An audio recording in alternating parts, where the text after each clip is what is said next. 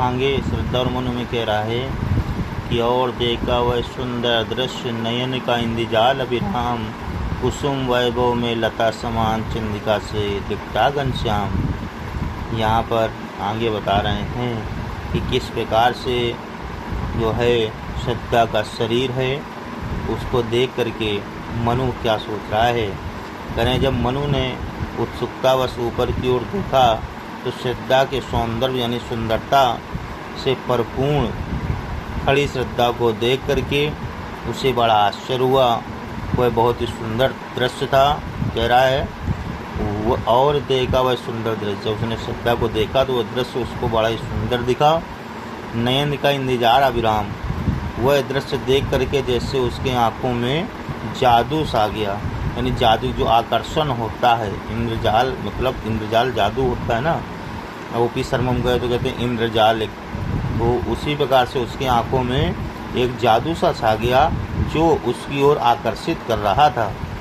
और क्या कह रहा है कि कुसुम वैभव से लता समान, कह रहे हैं कि मनु ने श्रद्धा को देखा तो उसे ऐसा लगा जैसे फूलों से लदी हुई कोई सुंदर लता हो, जैसे फूलों से लदी हुई कोई सुंदर लता हो।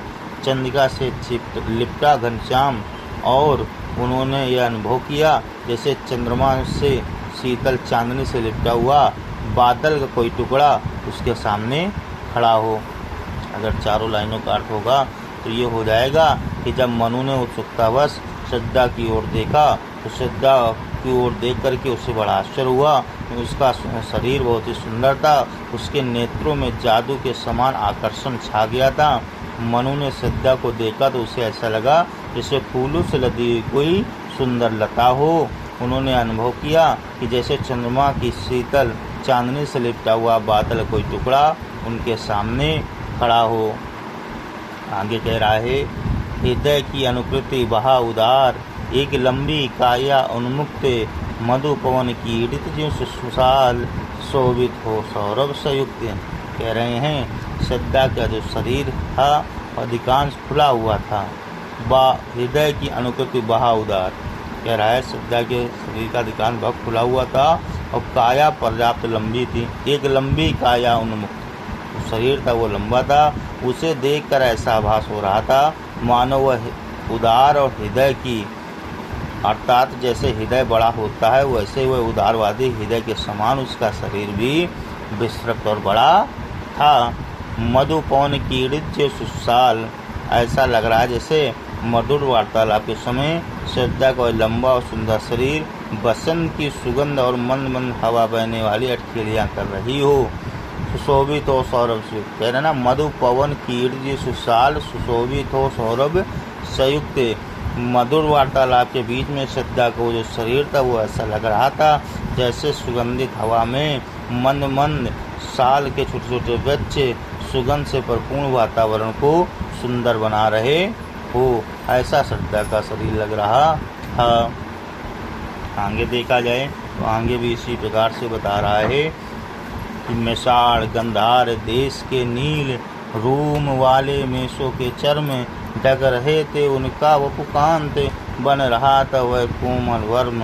कह रहे हैं कि श्रद्धा ने गंधार देश में, कह रहा है मेषाड़ गंधार देश के नील, श्रद्धा ने गंधार देश में पाई जाने वाली उस नस्ल के नीले बालों वाली भेड़ों की खाल से बने उत्पन्न कोमल और सुंदर चमकदार वस्त्र धारण कर रखे थे। यही कह रहा है, मेषाड़ गंधार देश के नील, रोम वाले मेषों के चर्म, कैसे चर्म पहने थे, चर्म ने खाल, रोम वाले मेषों के चर्म। वही कह रहा है श्रद्धा ने गंधार देश में पाई जाने वाली नीले बाल वाली भेड़ों की खाल को अत्यंत कोमल सुंदर चमकदार वस्त्र धारण कर रखे थे।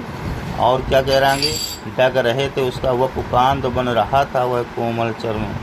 वह वस्त्र केवल श्रद्धा को कोमल एवं सुंदरता को ढक ही नहीं रहते, बल्कि वह वस्त्र कोमल होते हुए भी उसकी सुरक्षा कवच बने थे। कहने का मतलब ये है कि नीली भेड़ की खाल से बने उसके वस्त्र उसको सब प्रकार से सुरक्षा प्रदान करने में समर्थवान थे। कहने का क्या मतलब, फिर समझ लीजिए कि श्रद्धा ने अपने शरीर में जो वस्त्र धारण किया हुआ था वो गंधार देश के नीले भेड़ों की खाल थी, जो कि अत्यंत सुंदर, कोमल और चमकदार थी।